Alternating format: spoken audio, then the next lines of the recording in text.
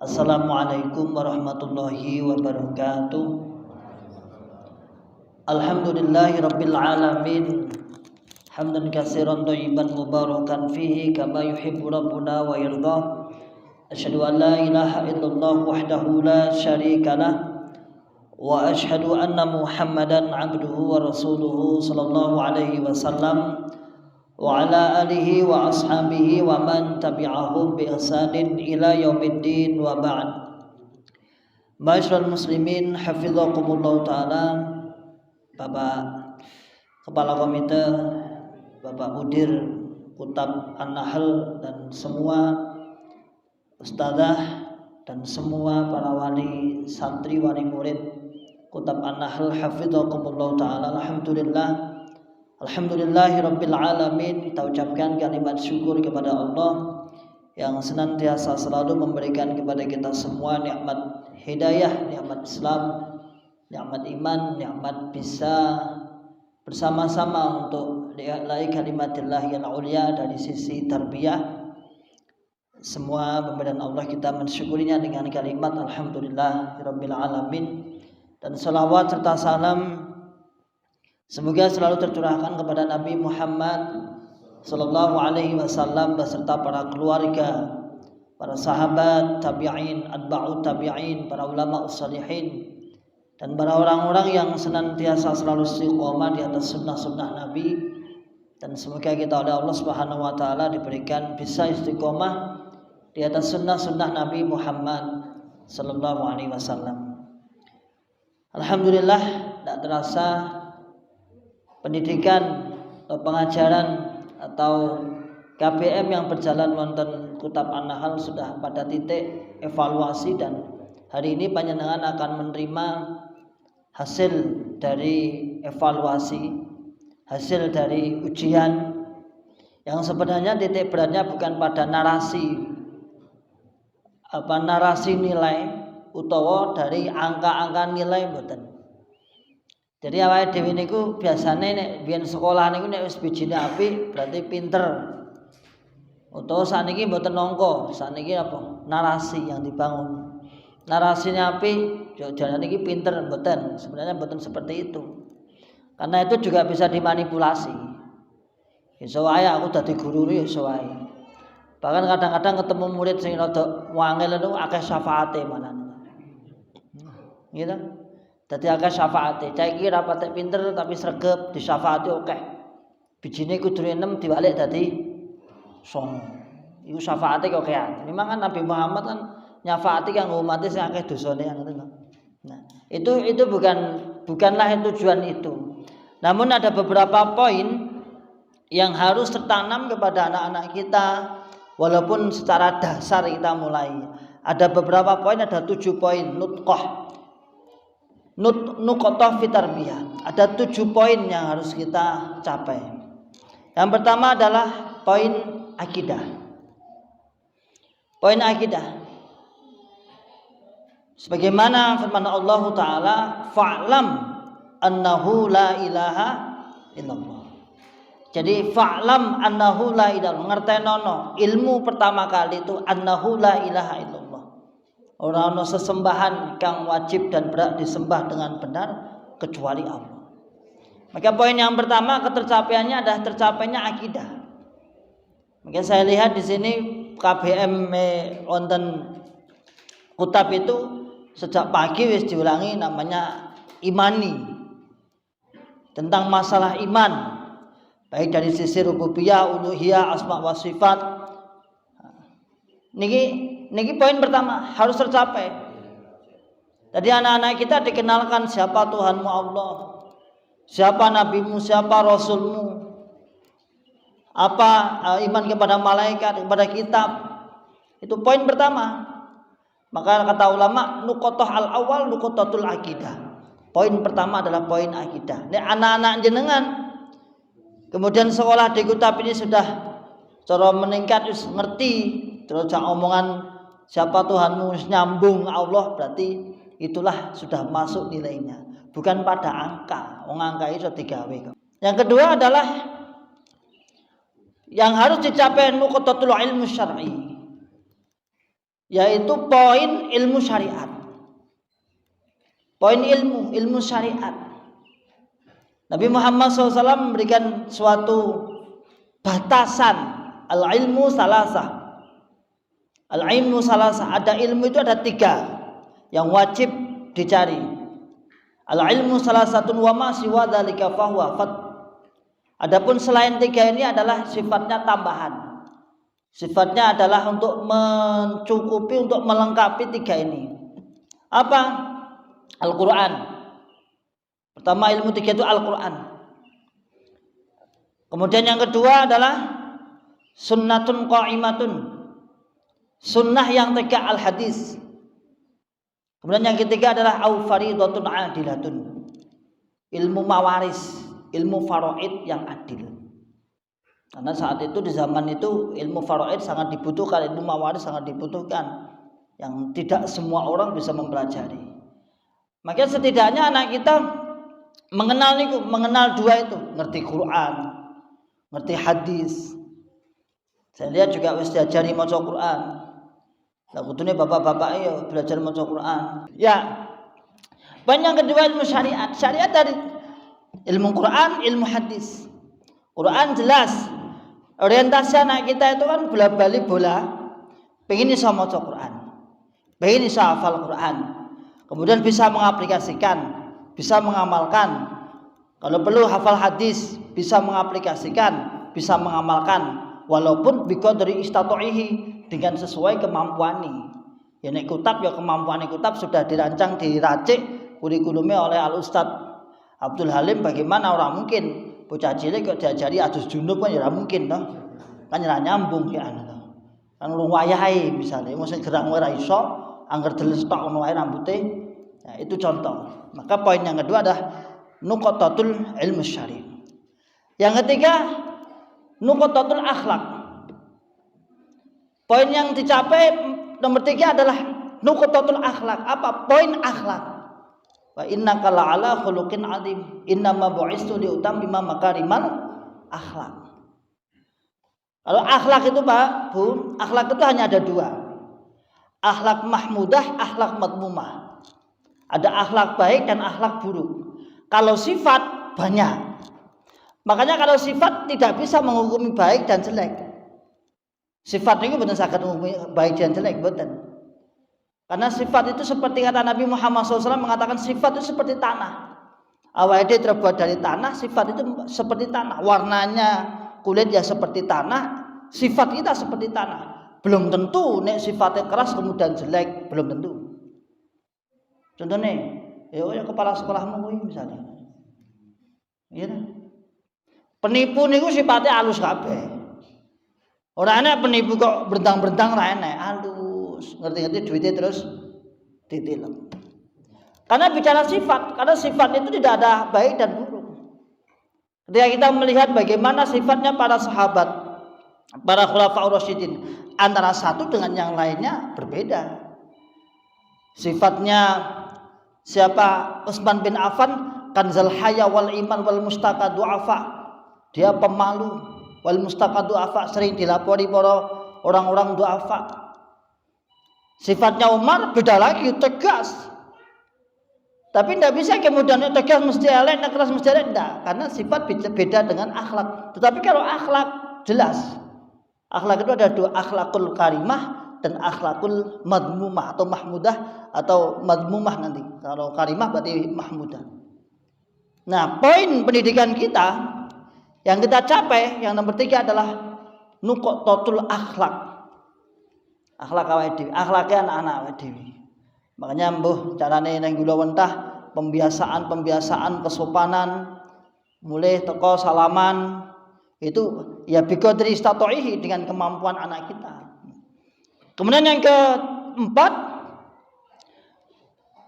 nuqatatun nafsiyah. Poin kepribadian, pribadi dan pengembangan diri. Tadi poin pribadi, kepribadian anak. Insyaallah bismillah para ustadzah akan mengetahui anak iki oh iki ketoke bocahe rada galak, kepribadiane dadine ketua kelas. Misalnya ngono kuwi to. Nah, Iki dadi pemimpin. Ustaz Halim cerita kok iki nek dadekne bawahan ngadi-adi. Tapi nek dadekne atasan iso ngatur. Itu kepribadian. Memang anak kita ditanamkan punya karakter seperti itu. Punya kepribadian seperti itu. Anak pemalu. Pemalu itu satu sisi pemalu itu ada yang baik. Bahkan Nabi mengatakan al-haya'u minal iman. Pemalu itu bagian dari keimanan, artinya malu minal ma'asi, malu terhadap kemaksiatan. Tapi malu juga menjadi penghalang apa? Ilmu juga ada. Nabi Muhammad SAW mengatakan ada 2 hal yang menjadi penghalang ilmu, yaitu 1, sombong. Salah abrakan kaya ngono. Sombong, gumede. Yang kedua adalah mustahyan. Pemalu. Karena malunya dia akhirnya tidak dapat ilmu. Maka malu pun ada bagian 2, ada mahmudah, ada madmumah. Nah, kepribadian inilah yang kemudian digali oleh para pendidik-pendidik. Sing bakal digali kepribadian anak-anak kita. Itulah keberhasilan kita nanti. Kemudian yang kelima, rasa suwe-suwe. Poin apa? Yang kelima adalah nuqtatuz zak. Poin kecerdasan. Poin kecerdasan anak. Saya katakan kullu rufatin fatlahu. Setiap orang punya kecerdasan, punya keutamaan masing-masing. Abi Umi, jangan selalu membandingkan anak kita dengan anak orang lain. Kae lho pinter, bijine wis 11. Lho biji 11 to. Baik kancane 100.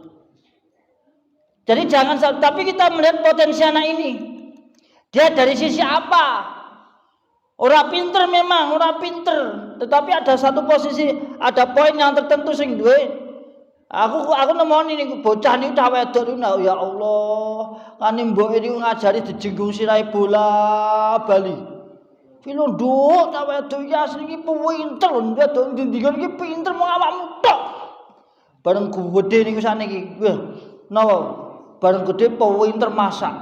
Nek kon sekolah ra pati iso, nek masak apa wae iso. Ben tangkep soalnya bodone kakan mangan kira-kira ngono ya itu. Jadi kita poin yang ketiga yang kelima ini nuqtatul zak. Poin kecerdasan anak. Kullu dzifadin fatlahu. Jangan selalu membandingkan anak kita dengan anak orang lain. Jangan. Setiap orang punya keutamaan masing-masing. Lah sekolah niki apa? Mancing. Sekolah niki mancing. Mancing iki keutamaane apa? Iki pancing iki etuke lele. Iki etuke cetul. Nah, tapi semua punya keutamaan masing-masing. Jangan selalu membandingkan. Kecerdasan masing-masing itu ada. Ya, cuman kewajiban orang tua, kewajiban guru adalah apa? Memotivasi niki. Dua pancingan mau menghantarkan anak kita menuju kepada pemanfaatan kecerdasan.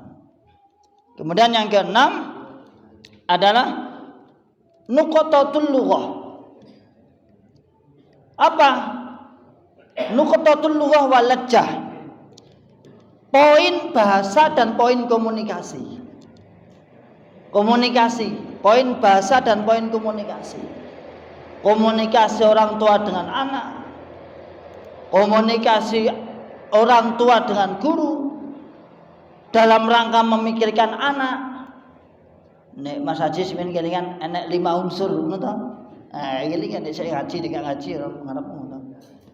Bagaimana ketika kita memberikan masukan, ini namanya komunikasi.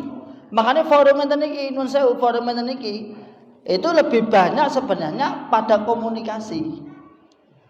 Wong tua memberi masukan kepada sekolah. Sayangnya kita itu seringkali komunikasi pada hal-hal sesuatu kegiatan yang nyata, bukan pada perkembangan. Contoh mobil, ini kan nyata toh. Kita lebih pada poin nyata biasanya, mobil, nanti gedung, biasanya seperti itu. Tapi tidak pada perkembangan anak. Makanya ngeten, udah ada buku penghubung nih. Ada buku penghubung. Ada buku penghubung itu kalau bisa seminggu sekali dikumpulkan. Buku penghubung dikasih kepada orang tua orang tua memberikan masukan kepada guru untuk putranya. Artinya melaporkan keadaan putranya di rumah. Oh iki ning omah ngeten, Tat. Karena orang tua ini ngandani anake kadang ora digugu. Ning ngandani murid, sing ngandani gurune malah digugu. Padahal kadang-kadang gurune kuwi murite wong tuane. Kan gitu. Kadang-kadang gitu sing mulang kuwi lho. Kuwi murite awake dhewe kadang-kadang sing mulang lho gitu. Tapi dikandani pake langsung. Nek ngandani anake langsung ora di gabret terus ya pantes. Dadi memang pantes. Dadi guru niku nek mulang anake tangga pantes. Nek anake wong liya ora patek pantes. Mbok dosen to.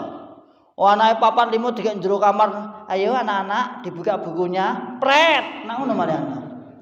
Wagu, wah duit pundi Pak ngono. Tapi nek ulang anak itu nggo ayo yang belum garap PR siapa ngacung ya pantes biar pantes ya mboyan. Memang Gusti Allah nepakne kaya ngono ku ya. Maka ini nuqtatul lughah wal lajjah. Jadi poin bahasa, poin komunikasi inilah yang dicapai pendidikan. Kemudian yang terakhir adalah nuqtah interaksi. Poin interaksi antar keluarga.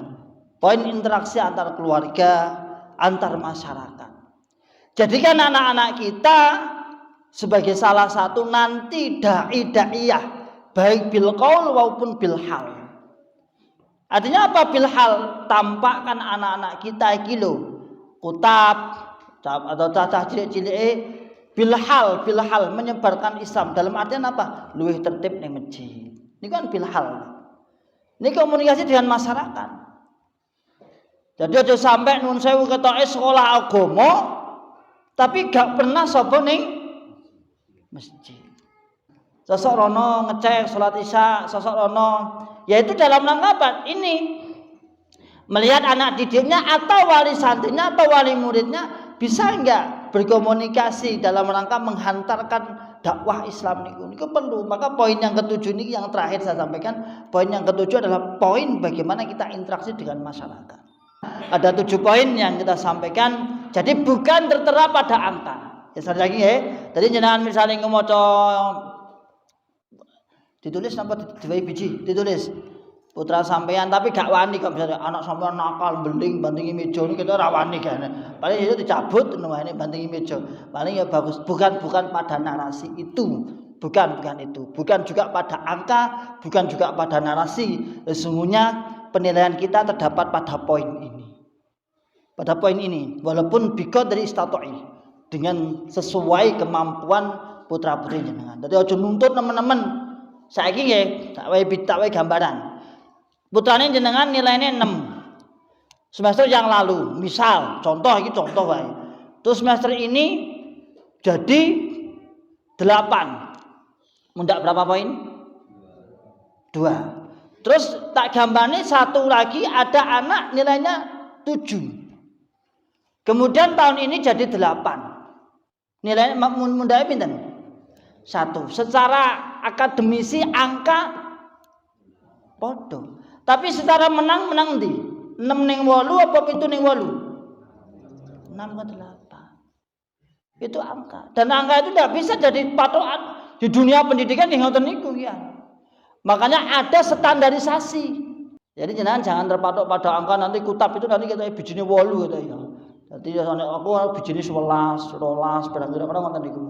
Maka bukan seperti itu tapi poin-poin ini, poin 7 poin ini yang harus kita harapkan, harus kita capai walaupun tidak semaksimal mungkin.